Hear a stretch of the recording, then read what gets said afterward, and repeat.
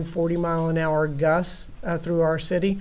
That means a lot of tree limbs, some trees down, some power lines down as well. I've been in contact with Archie Collins from TECO, and they have wavered between 12 and 19,000 customers out of electricity. Their lines people have been out the entire time during the storm, responding to and repairing the lines as quickly as they can to get that electricity back. Put it in perspective, around 12 to 19,000 customers out of almost 900,000 individuals and businesses that they serve. So they're looking to get that back up as quickly as possible. We were able to pick up over 90% of the debris that was left by Ian. And so we got the majority of that cleaned out of our neighborhoods.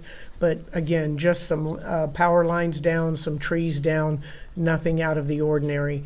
We have our call center set up, and that has taken around 50 calls into the call center. Right now, we have about 35 people in the one shelter that we have that's open here, and that that's a good sign as well.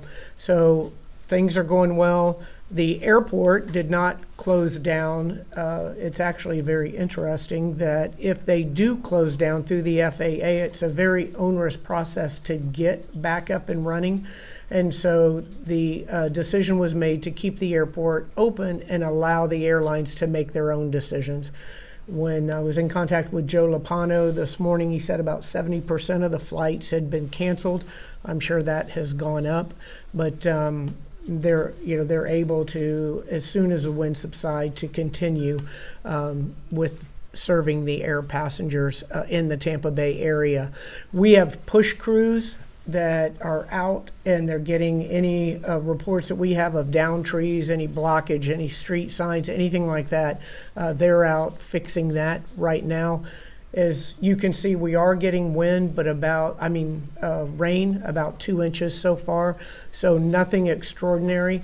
We do have some standing water in some of the streets. We're looking at a high tide this afternoon, and we may have water issues then, but we don't expect anything substantial.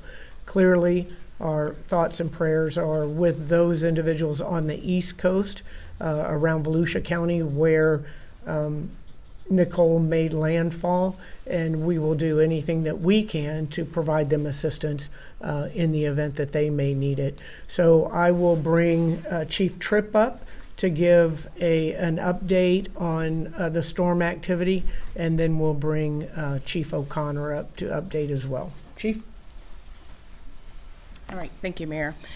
Just to give an update on Tropical Storm Nicole, as for as first responders, we are continuing to respond to all calls. Even though we've had an increase in wind, we are responding safely. So just want to make sure everyone continue to be safe out there on the roads. We have an increase of fire alarms, which all of them has been benign, no major fires. We've had a couple of down power lines, which called minor fires with limbs, but that's been taken care of. So as of now, as far as first responders responding to calls, we are still responding to the calls, haven't had any issues. Now, as the mayor stated, we have quite a few residents that is without power. You might want to start your generators up. If that is the case, please follow the directions of the generators as far as being outside in open air. Make sure you don't have the generator inside your home. And if you need additional information, feel free to reach out to tampa.gov/hurricane. tampa.gov/hurricane. And now I'll bring up Chief O'Connor. Good morning, everybody. From the Tampa Police Department standpoint, we are out on the streets responding to calls, as Chief Tripp said. Anyone that needs any assistance, we are ready, willing, and able to assist. We are trying to keep the roadways clear, so if you are unnecessarily out on the roadway, we recommend you just go home and ride the rest of the storm out. Because of the power lines down, we do have some reports of traffic light incidents where the traffic lights may be out. Just want to remind everybody the safest way to handle an intersection where the traffic light is non-functioning is to treat it as a four-way stop. Obviously, proceed with caution once it's clear. But again, if the traffic light is out, please treat it as a four-way stop. We don't have any reports of major damage, but again, we are just encouraging everyone to stay off the roadways to keep them clear. Thank you. All right, does anybody have any questions? You mentioned getting the debris cleared out. How important was that to try to make sure that we didn't see more flooding as a result? Yeah, it's always very important that we have a great stormwater crew, that sort of debris that goes in and makes sure that the rainwater that comes from these storms has a path to get out into the bay and that there's no debris blocking that path. And then also we send in stormwater prior to, and they pull out as much water out of those retention areas as they possibly can before any storm.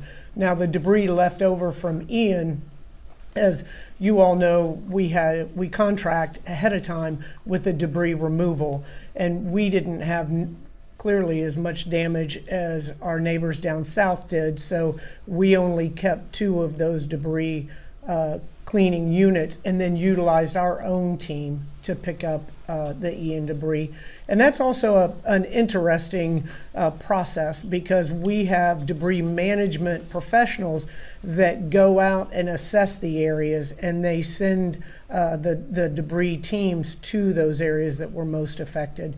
And then we track that clearly at tampa.gov. Anyone can see the map and see when their neighborhood was cleaned up.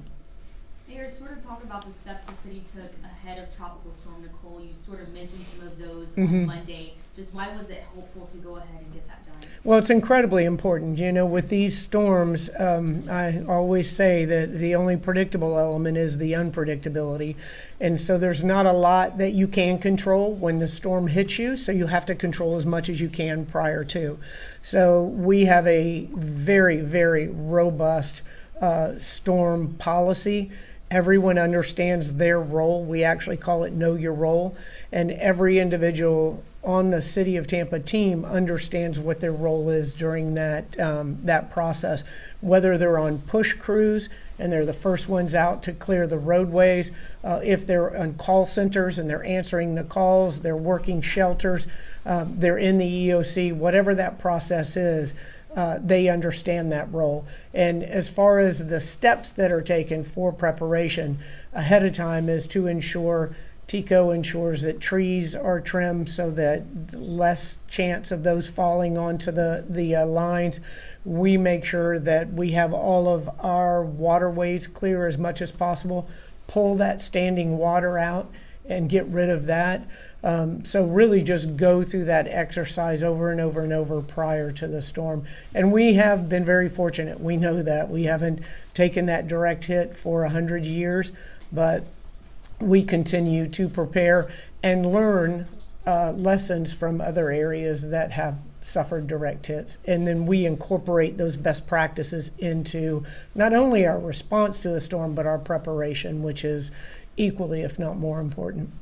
Mayor, to circle back on high tide this afternoon, it sounds like then, correct me if I'm wrong, flooding isn't a concern. We don't, the typical, like up on Bayshore, we may see that, but there is predicted river flooding, but the Hillsborough River was excluded from that.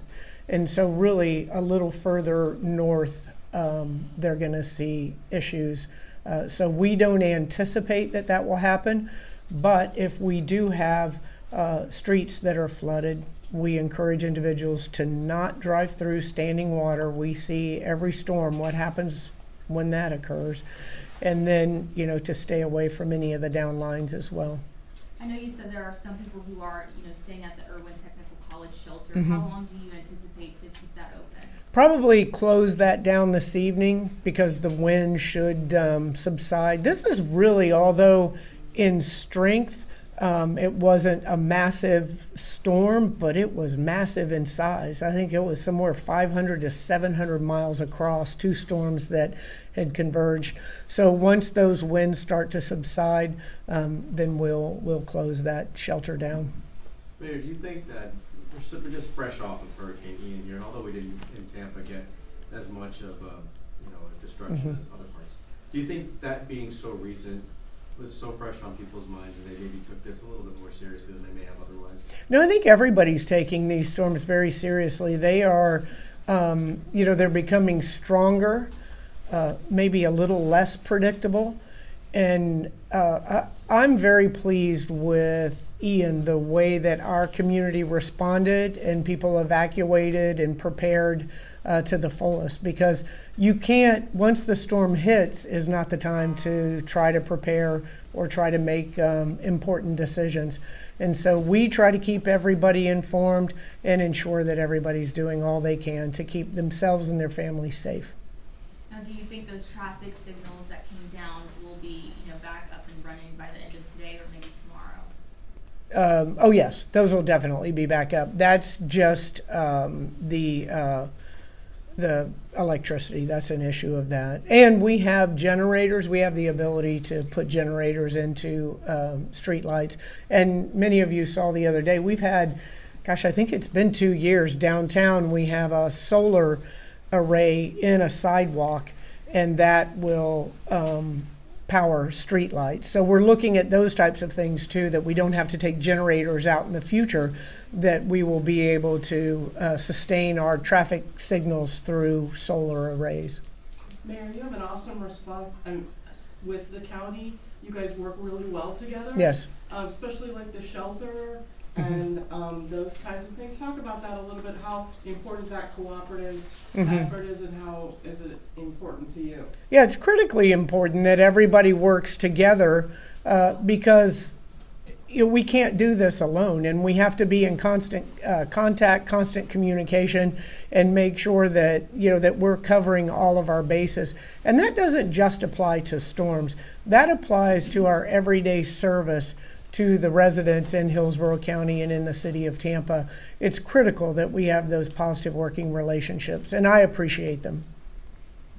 Mayor, any reports of injuries at all? No, nothing that I know of. I did have to get dressed in the dark, and there was no injuries in that, so I'm very thankful. Any idea of what neighborhoods are hardest hit by power outages? No, there aren't any widespread outages, but I do know this, that, and I would assume it's up now because it was up during Ian, is that residents can go to the TICO website and see where the outages are and what the expected response time to those are. But as I said, none of our first responders came off the street, and it's my understanding that none of the TICO team came off the street either. They've been responding to these calls as they get them and getting everybody powered back up as quickly as possible. Last question. So fortunately, it seems that everything is under control. You say tomorrow is regular back to business in the city? Tomorrow is back to business, and we've got all of our special events. We love our special events here. So those will be back up and running tomorrow. And other than having, a few palm fronds and a few branches down, we should be in good shape. I think the individuals, the tree trimmers that take all the palm fronds off, they may be looking at less and less business because these storms seem to be taking care of that rather handedly. Great. Thank you.